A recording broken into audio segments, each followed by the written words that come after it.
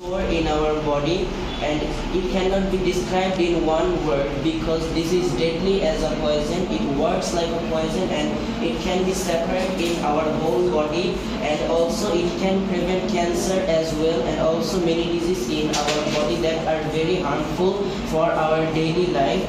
And also there is a very hard problem that there is no medicine or treatment for this disease, but there is a way to cure this problem.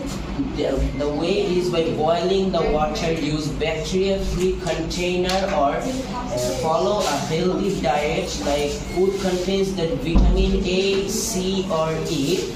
And also, as I said before, that this disease cannot be described in one word, but a person who has faced this problem can properly describe the disease, that how he felt about it. So that is all about my topic. Thank you for listening. Excellent. Big clap for Abrar. Excellent. Good.